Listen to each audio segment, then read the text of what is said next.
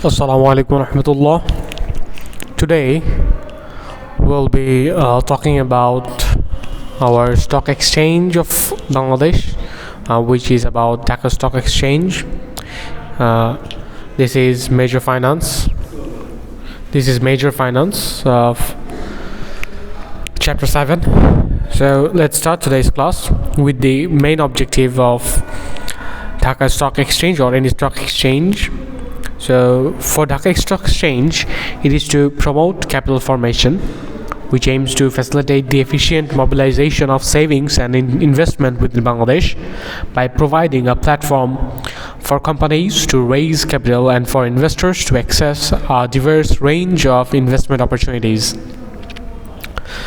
Another significant aim or objective of Dhaka Stock Exchange is to work to continuously improve the infrastructure and regulations of the Bangladesh capital market, making it more transparent, efficient, and attractive to both domestic and foreign investors.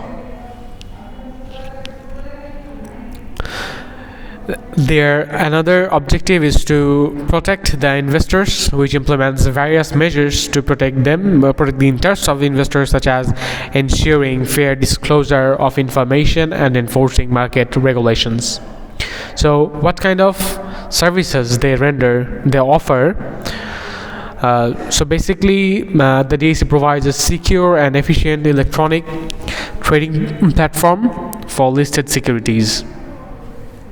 It also operates as a clearing and settlement system to ensure the smooth and timely execution of trades.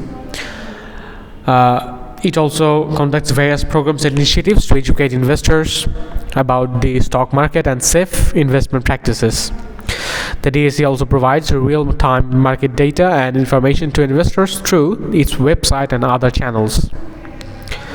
The major functions of DAC can be listing of companies, providing the screen-based automated trading listed securities, settlement of trading, gifting of share or granting approval to the transaction or transfer of share outside the trading system of the exchange, market administration and control, market surveillance, publication of monthly review, monitoring the activities of listed companies, investors grievance cell, investors protection fund, announcement of price sensitive or other information about listed companies through online. So we talked about listing of companies. So what are the methods of listing at DAC? Let's talk about that. The first one is the IPO, which is the initial public offering, the most common method for companies to list their shares on the DAC. It involves offering new shares to the public for the first time. There is also a secondary listing, where existing companies listed on other stock exchanges can also list their shares on the Dhaka Stock Exchange through a secondary listing. Under certain circumstances, companies can also be directly introduced to the DAC without an IPO or secondary listing. So, what are the criteria for share categorization?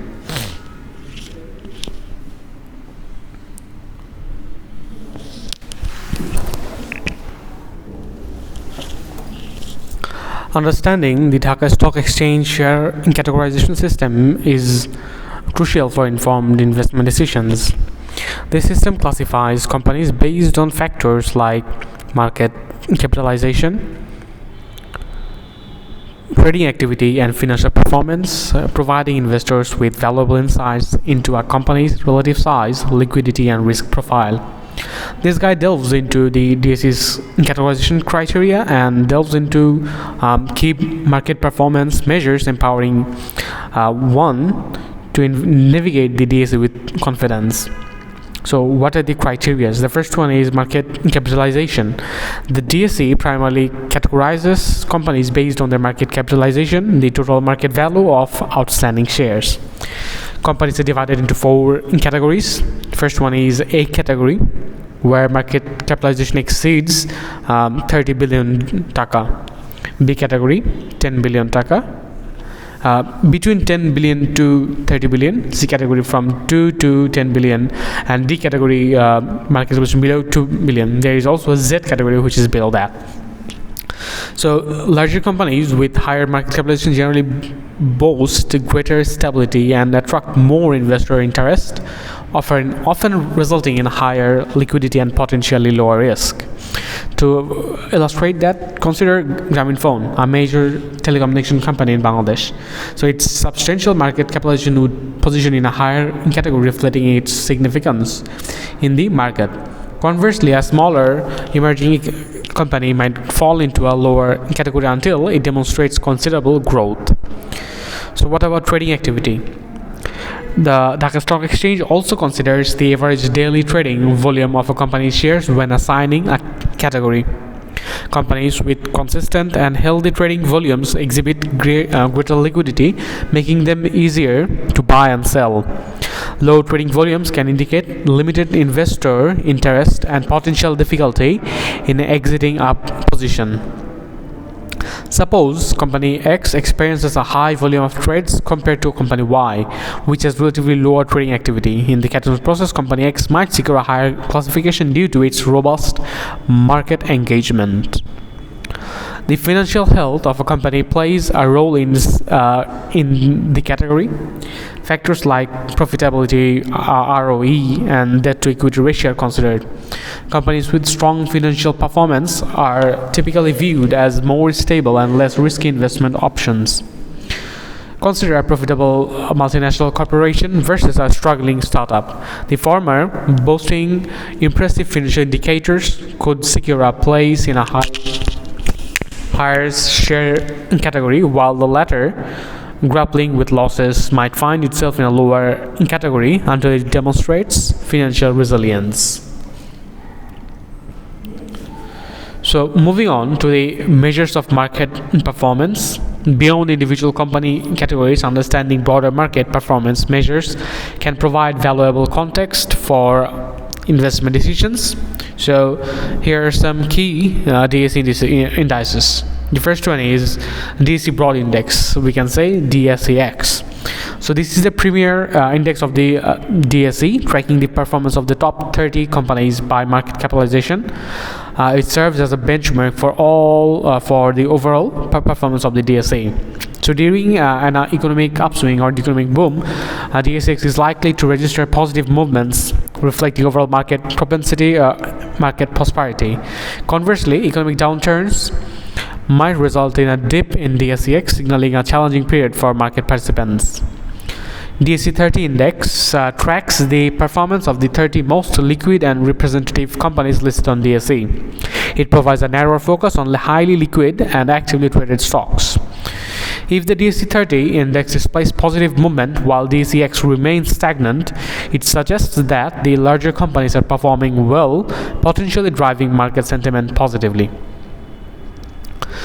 What about DSE Sharia Index? It tracks the performance of companies that comply with Sharia principles of Islamic finance.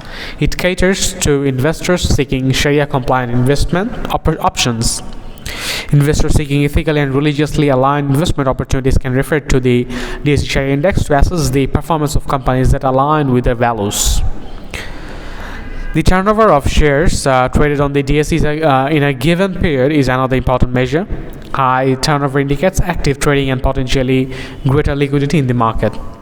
If the turnover at the DSE surges during a particular month, it suggests increased trading with investors actively buying and selling shares. Conversely, a period of low turnover might indicate cautious market sentiment or reduced investor engagement. Market capitalization refers to the total market value of all listed companies on the DSE, reflects the overall size and value of the exchange. Tracking changes in market capitalization can provide insights into investor sentiment and overall market trends. A significant increase in aggregate market capitalization signals overall market growth, while a decline may indicate challenges affecting multiple sectors. Investors often consider this metric for a holistic understanding of the market scale and potential. By understanding the DSE's share categorization system and key market performance measures, you and anyone can make informed investment decisions tailored to our risk tolerance and investment goals. Here are some ways to leverage our knowledge. Consider the category of a company alongside its individual financial performance and sector to identify potential investment options that align with our risk profile and growth expectations. One can utilize the DSE's various categories and indices to diversify the portfolio across different market segments and company sizes. This can help mitigate risk and improve overall market stability. This can also monitor changes in market capitalization, turnover, and key indices to gauge investor sentiment and identify potential opportunities and emerging risks and the market trends. So thank you for today's class. Inshallah, we'll meet in the next session with a new chapter. Assalamu alaikum wa rahmatullah.